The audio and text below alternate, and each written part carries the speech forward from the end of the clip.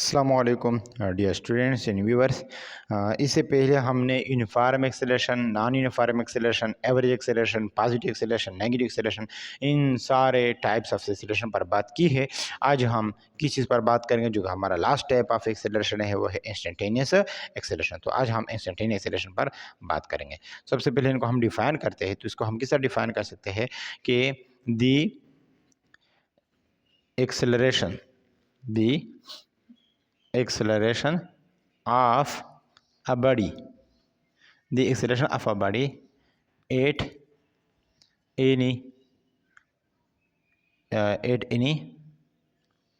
instant of time. The acceleration of a body at any instant of time is called instantaneous acceleration. इसको हम क्या नाम देंगे? Instantaneous acceleration. इसको हमने कैसे डिफाइन किया कि दी एक्सेलरेशन ऑफ अ बॉडी, किसी बॉडी का में जो एक्सेलरेशन पैदा होगा at any instant of time, किसी लम्हे के वक्त किसी बॉडी की जो वेलोसिटी हो, एक्सेलरेशन होगी, उसको हम क्या नाम देंगे? Instantaneous acceleration. तो इसको हम कैसे रिप्रेजेंट कर सकते हैं? रिप्रेजेंटेशन अगर हम लिखना चाहो, रिप्रेजेंटेशन, तो इसको हम कैसे रिप्रेजेंट करेंगे इंस्टेंटेनियस एक्सेलरेशन को? इसको हम रिप्रेजेंट कर सकते हैं, it is represented by, it is represented by, इसको हम रिप्रेजेंट कर सकते हैं। किस चीज़ से रिप्रेजेंट कर सकते हैं?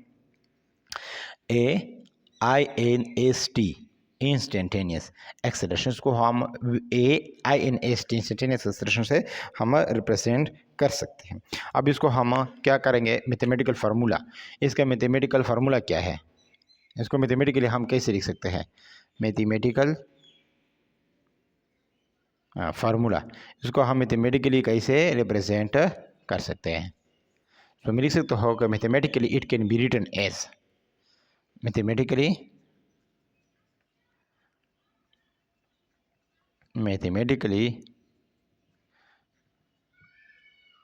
it can be written as, mathematically इसको मैं यूँ लिख सकता हूँ कि इंस्टेंटेनियस, इंस्टेंट मतलब इसका मतलब होता है एट एनी इंस्टेंट, किसी लम्हा के वक्त, किसी लम्हे के दौरान, किसी आंख के झपकने के दौरान जो वेलोसिटी में चेंज आता है, तो उसकी वजह से जो एक्सेलरेशन पैदा हो गया उसको हम इंस्टेंटेनियस एक्सेलरेशन कहते हैं। इंस्टेंटेनियस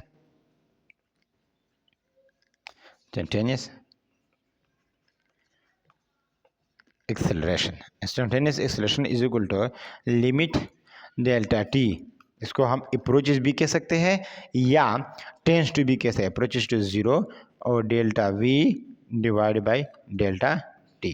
सो टाइम के गुजरने के साथ, और इस इंस्टेंटेनियस को अगर मैं मैथमेटिकली लिखना चाहो या change in velocity divide by time भी लिख सकते हैं यहाँ पर, ठीक है, उसको यूँ हम लिख सकते हैं ताकि फार्मूला कुछ अच्छा रहे कि चेंज इन वेलोसिटी में जो चेंज आएगा डिवाइड बाय टाइम कंसिडर करते हैं, ठीक है, डिवाइड बाय टाइम। उसका मैथमेटिकली इंस्टेंटेनियस एक्सेलरेशन को हम मैथमेटिकली यूँ लिखेंगे कि AINST instantaneous is equal to limit delta T approaches to zero और delta v divide by delta t. So mathematically हम इसको यूँ लिख सकते हैं, किस चीज़ को? इंस्टेंटेनियस एक्सेलरेशन को हम यूँ लिख सकते हैं।